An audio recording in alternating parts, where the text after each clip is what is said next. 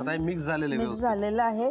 आता हे 15 मिनिटं मुरत ठेवायचं, जरा झाकून ठेवायचं. हे 15 मिनिटं याला वेळ लागेल मुरायला. आपण आता करतोय चॉकलेटचे गुलाबजाम. त्याच्यासाठी लागणारं जे मिश्रणाचं साहित्य आहे ते आपण एकत्र केलं, ते छान मळून घेतलं.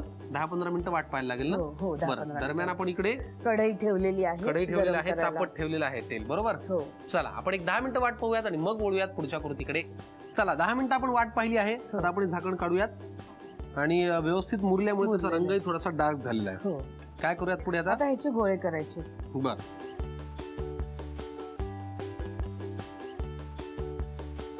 अगदी काय सॉफ्ट असतं, छान अगदीच गोल होईल की नाही मला झाला की नाही. होतात असते.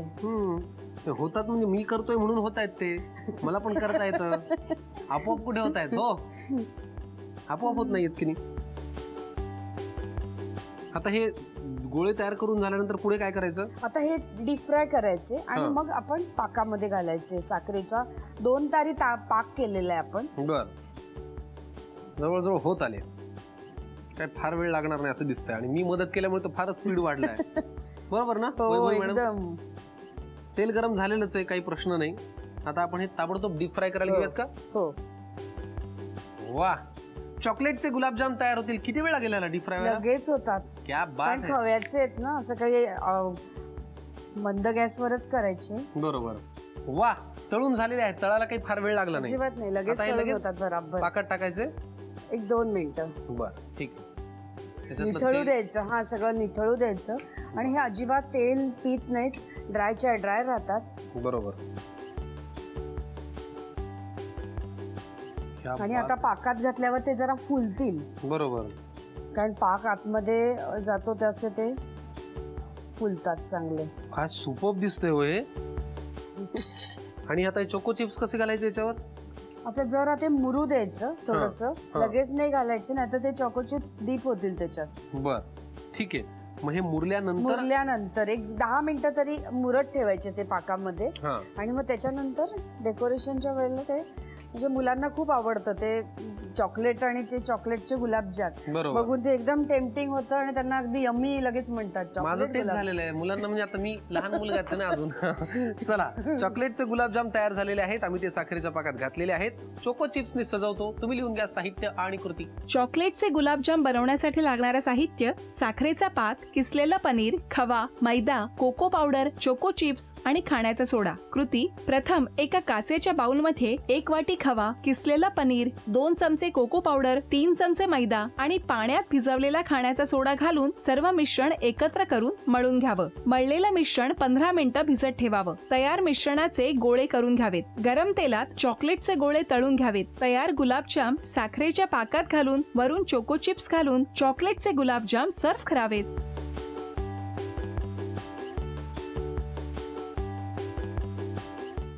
सफरचंदाचे काप नीट परतल्यानंतर त्यामध्ये दालचिनी पूड आणि मध घालून पुन्हा नीट परतून घ्यावं. बटर लावलेल्या ब्रेडवर सफरचंदाचे तुकडे, बदामाचे तुकडे, टुटी फ्रुटी, डार्क चॉकलेट आणि मीठ घालून दुसरा ब्रेडचा तुकडा त्यावर ठेवून वरच्या बाजूला बटर लावून घ्यावं. एका बाउलमध्ये स्ट्रॉबेरी सिरप आणि क्रीम घालून सॉस तयार करून घ्यावा. तयार सँडविच पॅन मध्ये बटरवर ग्रिल करून घ्यावं आणि स्ट्रॉबेरी सॉस बरोबर सर्व्ह करावं.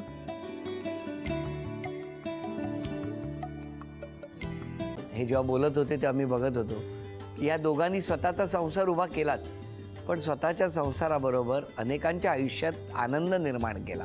तो आनंद महत्त्वाचा.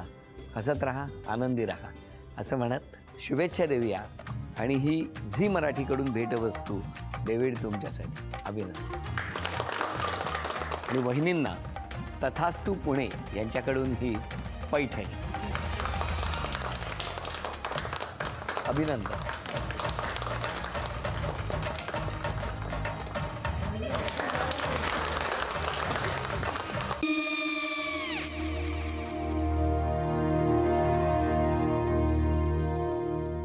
काय गो? काय झालं? काय झालं? काय आले, मी निकाल लावून आली. हो, पण तिची आईच काय बोलली? तिला वाटलं का सगळ्या निशाने आपल्या चुका कबूल केल्या का? आई, मी चांगलं सुनावून आली आहे. त्या तिची बाजू घेत होत्या, पण मी लक्ष दिलं नाहीये. खूप झालं. खूप झाला आता, चांगुलपणा खूप झाला.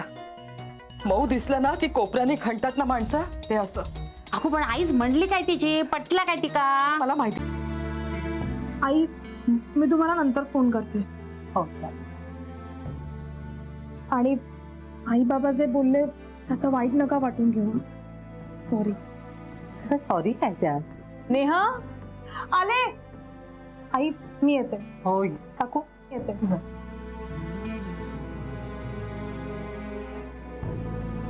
सावकाश जाग. हो हो. मग काय काकू, कधी उडवता लग्नाचा बार? बघूया.